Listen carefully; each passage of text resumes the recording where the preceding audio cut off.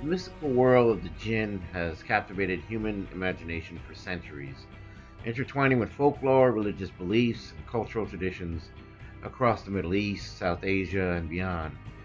Among the most intriguing and most powerful beings of this pantheon are the Djinni and the Efreeti, the supernatural creatures found in various mythologies, particularly in pre Islamic Arabian lore and Islamic tradition.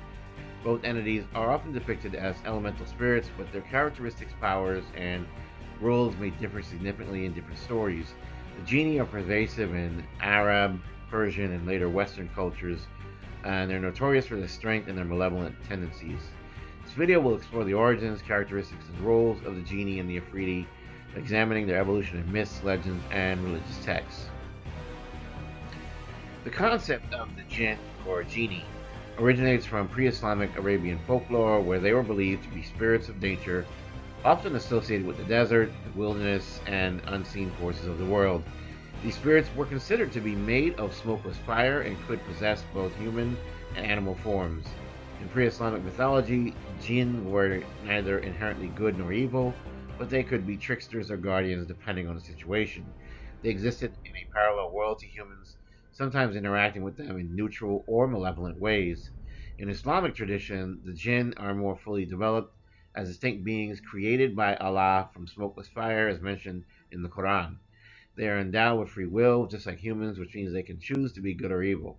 The most famous jinn, Iblis, is said to have been cast out of heaven after refusing to bow to Adam, an act that aligns him with evil forces. This Islamic perspective made the jinn part of a broader theological framework that included angels and humans, thus influencing their representation in later mythology and literature.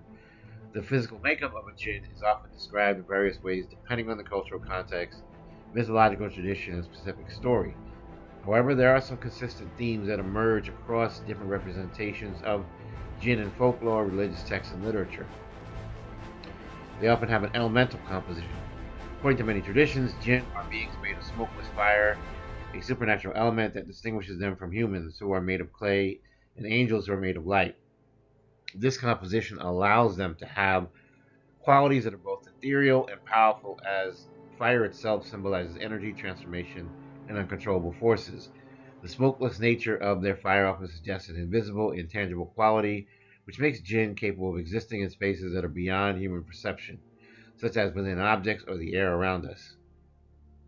Jinn are also frequently associated as shapeshifters, able to assume a variety of physical forms. They can take on human like appearances, often adopting the guise of people, animals, or even inanimate objects. This ability to change form allows them to interact with the human world in various ways, sometimes appearing as friendly or benign figures, and other times as terrifying or deceptive ones. For example, they might appear as animals like snakes or dogs, or take on the visage of a beautiful woman or a man, depending on the nature of the story. In many stories, the jinn are depicted as enormous, intimidating beings, this portrayal emphasizing their otherworldly power and the sense that they exist outside the limitations of human beings. Their size may vary depending on the context. Sometimes they appear as towering, monstrous figures capable of causing widespread destruction, while other times they may be smaller, more manageable beings depending on the narrative. Jinn often possess qualities that are enhanced beyond the ordinary physical realm. For example, they may have glowing eyes, flames emanating from their bodies, or be surrounded by an aura of heat or smoke.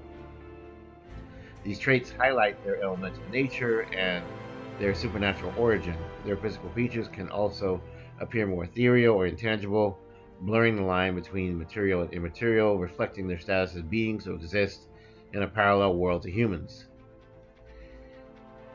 While jinn in general are described as being made of smokeless fire, the Efreeti, a particularly powerful and malevolent subset of jinn, are often depicted with more specific and vivid fiery characteristics.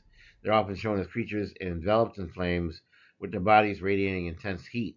Some descriptions depict them as having a monstrous appearance, with fierce faces glowing red or orange skin, and sometimes wings or horns, which emphasize their ferocity and destructive nature. The Efreeti's fire-like qualities are often associated with their anger, rebellion, and desire for domination. While many jinn can take on solid form, their ethereal nature means they can also remain invisible or partially visible. In some accounts, jinn can move through walls, travel at incredible speeds, or occupy multiple spaces at once, making their physical form difficult to pin down. They might only be sensed by their presence, such as the strange heat in the air or the sound of whispers. The physical makeup of a jinn is a blend of elemental fire, supernatural flexibility, and a haunting, otherworldly presence. Whether they appear as powerful, flame enshrouded beings or invisible, intangible forces, their nature underscores their role as intermediaries between the human and the supernatural worlds. Now, going on to the Efreeti or Ifrit, they are a more specific subset of jinn. In many accounts, Efreeti are portrayed as particularly powerful and malevolent beings.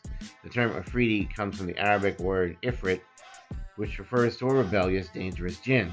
While the jinn are often considered spirits of nature that can range from helpful to malicious, the Efreeti are typically depicted as being wicked, fierce, and destructive.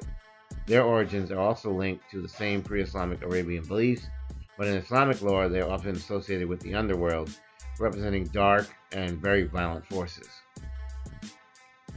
The jinn are central figures in numerous Middle Eastern and South Asian myths and legends. In the 1001 Nights, Arabian Nights, a collection of stories from Arabic folklore, jinn are often portrayed as powerful beings that can either assist or hinder humans. Perhaps the most famous tale involving jinn is the story of Aladdin and the Magic Lamp, where a young man releases a jinn from a lamp and the genie grants him wishes. In this case, the genie acts as a benevolent helper, offering power and resources to Aladdin. In many legends, jinn are capable of transforming into animals or humans. They frequently interact with mortals and they grant wishes or exact revenge. They are also featured in stories as tricksters, often deceiving people with promises of riches or magical abilities only to cause harm later on. These tales reflect the dual nature of jinn. They can be both helpful and harmful, embodying the complexities of human existence and the unpredictable nature of the supernatural. The Efreeti, while part of the broader category of jinn, are often portrayed as particularly dangerous and malevolent creatures. One of them that are from the most famous stories appears in the Quran, where the Efreeti is tasked with retrieving the stone of Queen Sheba for the Prophet Solomon. In his tale, the Efreeti demonstrates its incredible strength and supernatural power, but it's also shown to be as rebellious and defiant. This reinforces the idea of Efreeti as a creature of immense power, but also morally ambiguous in nature. In other stories, Efreeti are depicted as rebellious spirits who oppose human order and divine authority. In many cases, they can represent the forces of chaos, destruction, and the dark side of nature. Their immense power and destructive potential make them both feared and respected. In some versions of the myth, they are bound by powerful beings or trapped in magical objects such as lamps or bottles, much like the more famous jinn of the Arabian Nights.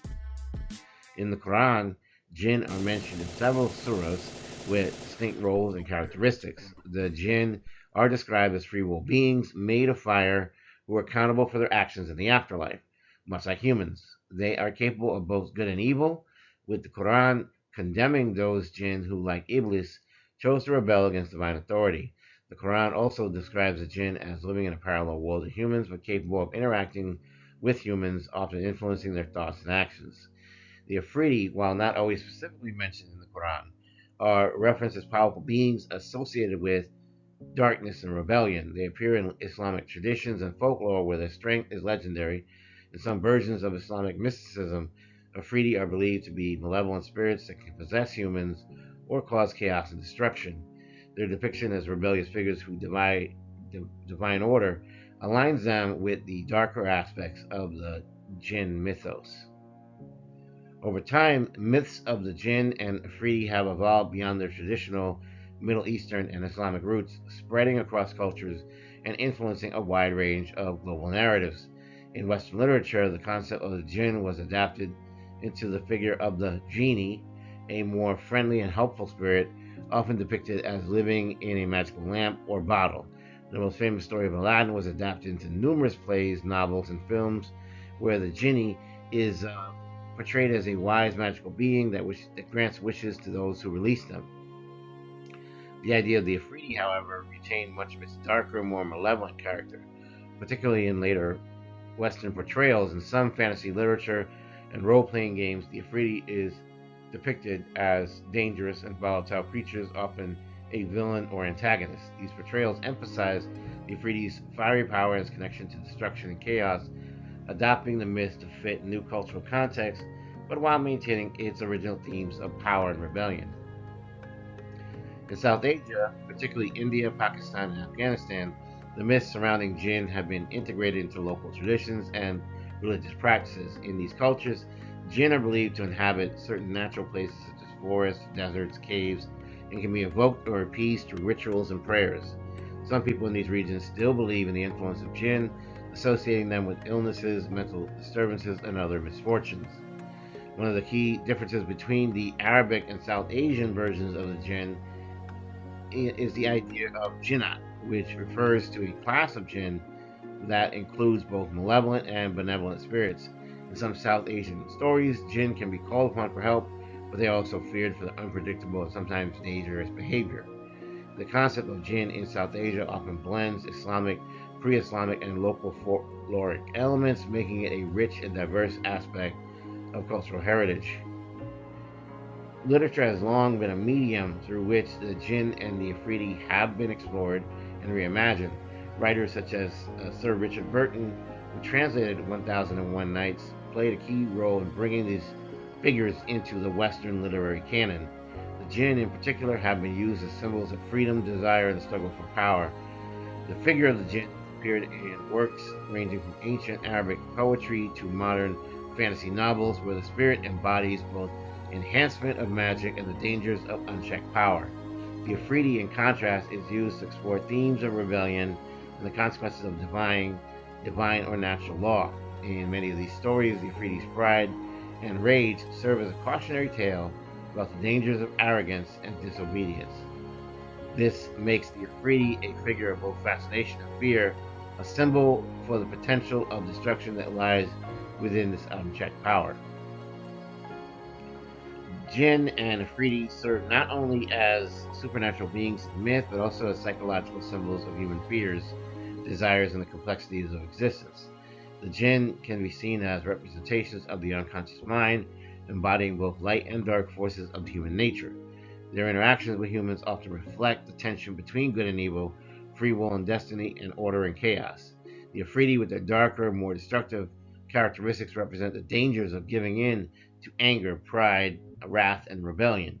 In many cultures, the Djinn are seen as metaphors for the unknown forces of the universe, those that cannot be controlled or sought out for benefit, but also those that can turn malevolent if one is not careful.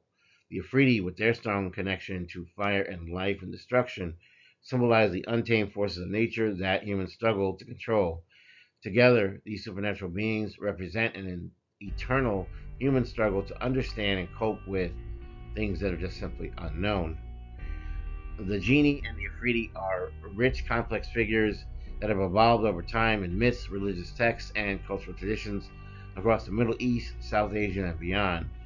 From their origins, spirits of nature, in pre Islamic Arabian folklore to their prominent roles in Islamic theology and later cultural adaptations, these beings have captured the imagination of countless generations. While the jinn embody a broader range of characteristics from benevolent to malevolent, the Efreeti are often cast as powerful and destructive forces. Whether as symbols of fire and free will and rebellion, or as representatives of the darker aspects of human nature, the Djinn and the Efreeti remain central to the mythological landscape of the world, continuing to inspire stories and legends to this day. Please don't forget to like, share, and subscribe. If you're new here, this is a safe space. If you're returning, I love and appreciate you so much, and I'm glad that you're back. In the name of the Most High God, I wish you health, wealth, prosperity, and abundance. Blessings and protection. Signing off. Take care. Have a great day.